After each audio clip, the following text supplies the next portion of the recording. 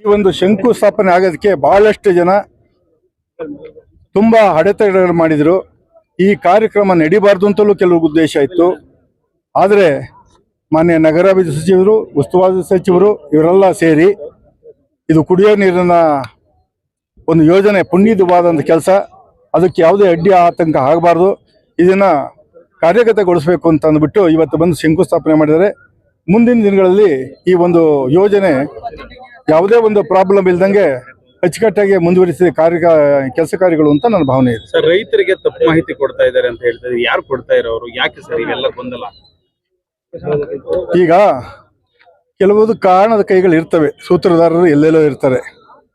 ನಾವು ಇವ್ರೇ ಅಂತ ನಾವು ಫೈಂಡ್ ಔಟ್ ಮಾಡಿ ಹೇಳೋದು ಸರಿ ಕಾಣೋದಿಲ್ಲ. ಜನಕ್ಕೆ ಗೊತ್ತು ಯಾರು ಮಾಡ್ತಾ ಇದ್ದಾರೆ ಅನ್ನೋದು.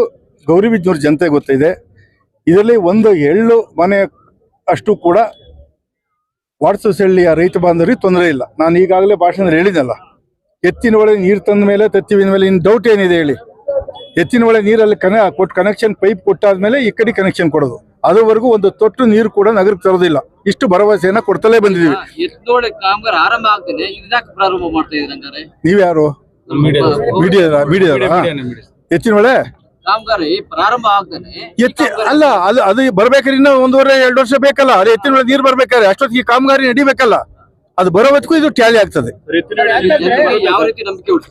ಖಂಡಿತವಾಗಿ ನಾನು ಹೇಳಿದ್ದೀನಿ, ಎತ್ತಿನ ಒಳೆ ನೀರು ಕೊಡೋ ಅಲ್ಲಿಗೆ ಹರಿದಲೆ ಒಂದು ತೊಟ್ಟು ತರಲ್ಲ ಅಂತ ಪರಿಸ್ಥಿತಿ ಬಂದ್ರೆ ನಾನು ರಾಜಕೀಯ ಬಿಡ್ತೀನಿ ಹೊರತು ಖಂಡಿತವಾಗುವೆ ನಿಮ್ಗೆ ಅನ್ಯಾಯ ಆಗುವಂತ ಕೆಲಸಕ್ಕೆ ನಾನು ಕೈ ಹಾಕಲ್ಲ ಅಂತ ನಾನು ಭರವಸೆ ಕೊಡ್ತಾ ಇದ್ದೀನಿ ಈ ಮೂಲಕ. 100% ಬರ್ತದೆ. ಈಗಾಗಲೇ ನೋಡಿ, ನಮ್ಮ ಒಂದು ಗೌರಿಬಿದನೂರದು ಒಂದು ಏನಂತಂದ್ರೆ ರಿಸರ್ವಾಯರ್ ಒಂದು ಆಗ್ಬೇಕಾಗಿದೆ. ಅದು ಆಗ್ಬೇಕಾಗಿರೋದು ಎಲ್ಲಿಗೆ? ಚಿಕ್ಕಬಳ್ಳಾಪುರ, ಕೋಲಾರ, ಇಲ್ಲಿ ಬೇಕಾಗಿದೆ ರಿಸರ್ವಾಯರ್. ನಮಗೆ ಅದು ಬೇಕಾಗಿಲ್ಲ. ಚಾನಲ್ಗೆನೆ ನಾವು ತೂಕು ಕೊಟ್ಟಿದ್ದೀವಿ. ಗ್ರಾವಿಟಿ ಇಂದಲೇ ನಮಗೆ ಗೌರಿಬಿದನೂರು ನೀರು ಬರ್ತದೆ. ಬೇರೆ ನೀರು ಯಾವಾಗ ಹೋಗ್ತದೋ ಗೊತ್ತಿಲ್ಲ. ರಿಸರ್ವಾಯರ್ ಕಟ್ಟಿದ ಮೇಲೆ ಹೋಗುತ್ತೆ. ನಮ್ಗೆ ಆ ಥರ ಏನಿಲ್ಲ. ಚಾನಲ್ಗೆ ತೂಕು ಕಟ್ಟಿರೋದ್ರಿಂದ ಗ್ರಾವಿಟಿನಲ್ಲಿ ಬಂದ್ಬಿಡ್ತದೆ.